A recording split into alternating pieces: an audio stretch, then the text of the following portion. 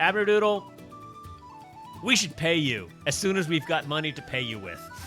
Yeah. As soon as this operation reaches the point where we're professional enough that we've got, the LLC and the bank account and the funds coming in that Kyle can eat and pay rent and all that shit, and it's like, and then Kyle is gonna like pay, like, it's like I'm just gonna be like, okay, you just take all the money that I earn out of this and you just put it all into like one big pile and make sure you survive, and then you pay me a paycheck for being your employee, but before you pay me, you pay Abnerdoodle because Abnerdoodle's great.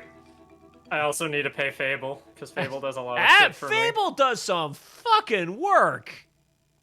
Why don't you, that's a topic. Yes. What does Fable do for you? Because Fable does some shit. Fable does some fucking work. Well, in addition to doing a whole bunch of cool music shit, and Zoo's own podcast, Stories for Monsters, which you should also check out if you haven't. Yeah, you should listen to Stories for Monsters. Fable also helps direct and produce Anachronistic. My way of phrasing it is I make Anachronistic, Fable makes it sound good. Yeah. And like all jokes aside, that is true. I have on this stream gushed about what a mega fan I am of Anachronistic, but it's like, as I just want to be as real as I can, that it sounds great. It sounds great. And here's, like, I love narrative podcasts. I've listened to a bunch. And especially for, like, a new podcast out the gate. Because I'm all about, like, people starting something new and don't worry about it. It's going to be a little rough around the edges. That's fine.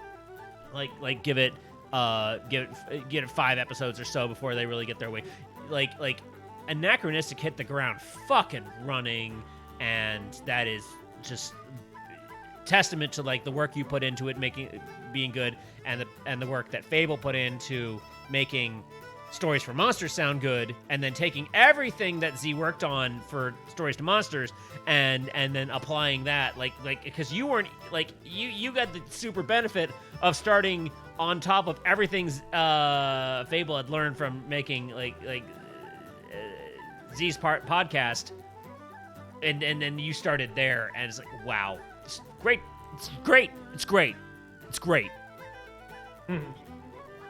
Oh yeah, hey everyone, over on Kyle's side, Abnerdoodle just put up all Fable's Patreon, Fable's website, Rhetorical Answers, which is where Fable makes all kinds of dope-ass music that I play on my streams, by the way, because I like putting indie music in the backgrounds.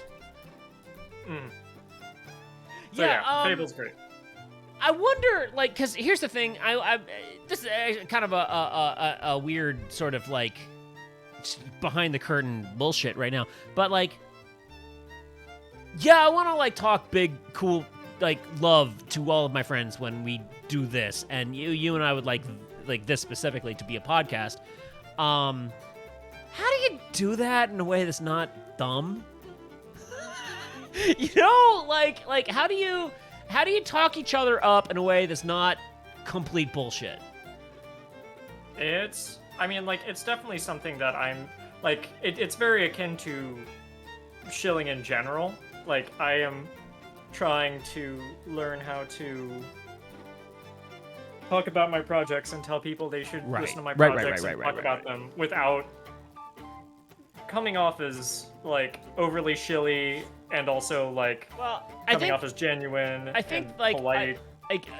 As I've been cultivating my stream persona, I feel like I've just tried to like cultivate I will shill my friends as part of my character, I guess.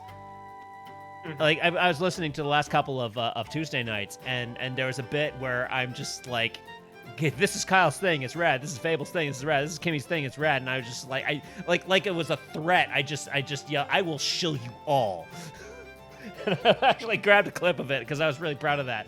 But it's like, it is easier to talk up your friend's thing than your own thing. I agree, at least in general. There's some level of like both can be hard. Like I can see, like, I wouldn't discount your ability to do the former.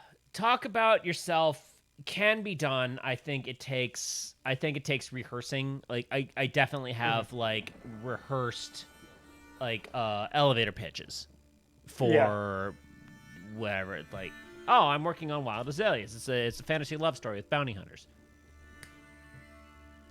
It does also help with me with anachronistic. Like I have never been so proud of something, and that has done wonders. Like it, like I guess. Well, it has eclipsed my usual imposter syndrome. It is incredibly good. I am very proud of that project. I guess the question I'm asking right now is that like, how do you and I, as people who like collaborate all the time, both create things, both love the things each other creates, like how do we create this? Because I'm creating a comic book.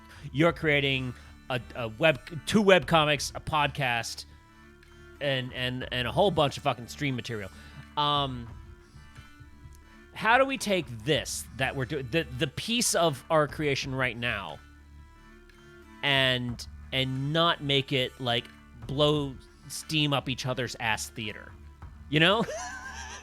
Like to put it in a vulgar way, like I want to love my friends, and I stream with my friends, and I podcast with my friends, and well, potentially, and all of this, and it's like I want to be real about it, you know. I want to like be like, I don't know, like if I say my friend's thing is good, I want that to have merit. I want that to have meaning. I want that to have weight, right? And now, and I think like dial this back to a couple of streams ago where I just fucking lost my shit about how cool Anachronistic is. I prefaced it with a bunch of, well, you know, I love everything my friends do, and here's why, and I like broke it down before I like went like crazy nut shit about how cool Anachronistic is, because it's so hard, because like that is my bias. That is absolutely my bias. I love new things. I love indie things. I love my friends making things. I like these are all like everything about Anachronistic has biases up the ass from me, right? And so all of that on the table, how can I put all of that down and being like absolutely real about it and be like, but like, how can I like take everything that makes me biased and say objectively, I think this is really special. I think this is like, which all leads up to the line that I said that you loved, which is I would love Anachronistic even if I hated you.